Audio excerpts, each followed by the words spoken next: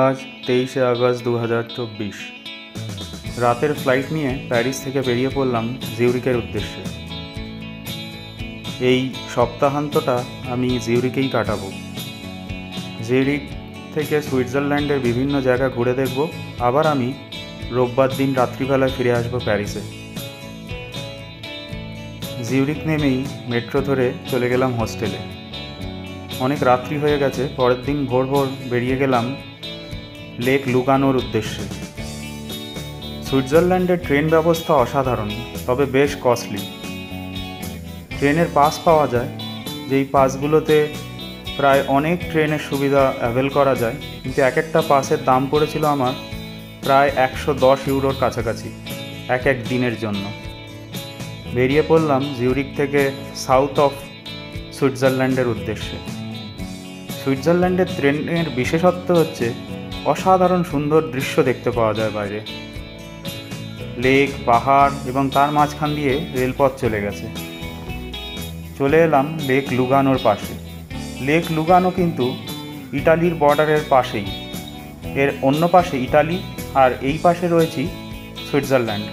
একটা বেশ সুন্দর ছোটোখাটো সাজানো চার্চ, আর এখান থেকেই নিচে নেমে যেতে হবে লেক লুগানোর উদ্দেশ্যে, কারণ ট্রেন স্টেশনটা বেশ ওপরে। এই ছোট্ট চার্চটা আর মিস করলাম না। সময় ছিল হাতে কিছুক্ষণ, তাই ছোট্ট চার্চটা দেখে ধীরে ধীরে নিচের দিকে নেমে চলে গেলাম। এই হলো লেক লুগানো। সুইজারল্যান্ডের পুরো সৌন্দর্যই ডিপেন্ড করে পাহাড় আর লেকের মধ্যে। আগে আমি একটা ভিডিওতে জিনেভা লেক এর ভিডিও দিয়েছিলাম। এটা হলো লুগানো। অপর সাইডের যে পাহাড়গুলো দেখা যাচ্ছে সেগুলো কিন্তু সুইজারল্যান্ডে না, ইটালিতে। এরকম আরও একটা লেক আছে, লেক কোমো বলে, সেটাও এরকম সুইজারল্যান্ড আর ইটালির বর্ডারে। সুইজারল্যান্ডের 3টে পোর্শন, একটা জার্মান অধ্যুষিত, একটা ইটালিয়ান অধ্যুষিত আর একটা ফ্রেঞ্চ অধ্যুষিত। এই এলাকাটা হলো ইটালিয়ান অধ্যুষিত এলাকা।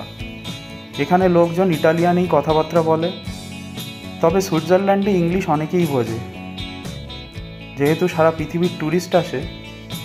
এইরকম একটা জেট আমরা জিনেভাতেও দেখেছিলাম। জিনেভা লেকও ফেমাস এইরকম এক ওয়াটার জেটের জন্য, তবে সেটা অনেক পুরানো। এবার আমাদের ফিরে চলার পালা। তাই লেক থেকে লেকের ধার দিয়ে এগিয়ে এক ফিউনিকুলার দিয়ে উপরে। এরকম ফিউনিকুলার ইউরোপে অনেক জায়গায় দেখতে পাওয়া যায়, যেগুলো পাহাড়ের উপরে রেলপথ তৈরি রয়েছে, রোপওয়ে না তৈরি করে রেলপথ। ফিরে আসছি জিউরিকের উদ্দেশ্যে। রাস্তার দৃশ্য অসাধারণ।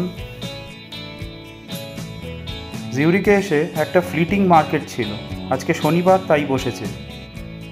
মোস্টলি ইটালিয়ানরাই আসে নিয়ে মালপত্র বেচতে। এই হলো ফেমাস জিউরিক লেক। আমার কাছে যে 100 ইউরোর কার্ডটা ছিল, সেই কার্ডে ভ্যালিড ছিল জিউরিক লেকেও ভ্রমণ করা। তাই জিউরিক লেকে ক্রুজ করতে শুরু করলাম। তবে এই ক্রুজটা কিন্তু প্রায় 2 ঘন্টার ক্রুজ হয়। অতক্ষণ ঘুরে দেখার ইচ্ছা ছিল না, তবে লেকের ধারের বিভিন্ন পয়েন্টে এটা কিন্তু দাঁড়ায়। এরকমই একটা জায়গায় দাঁড়ালো, আর আমি নেমে পড়লাম। নেমে পড়ে বেরিয়ে পড়লাম ট্রেন ধরে আমার হোস্টেলের উদ্দেশ্যে। জিউরিক লেকটাও পাহাড়ের মধ্যে বিশাল এক লেক। জিনেভা লেকের থেকে অনেক ছোট হলেও যেহেতু জিউরিক আরও বেশি পপুলার টাউন জিনেভার থেকে, তাই প্রচুর লোক আসে এখানে। আজ বেরিয়ে পড়লাম হোস্টেলের উদ্দেশ্যে। আবার দেখা হবে পৃথিবীর অন্য কোনো প্রান্ত থেকে অন্য কোনো দিন। লাইক, শেয়ার আর সাবস্ক্রাইব করুন আমার ইউটিউব চ্যানেল।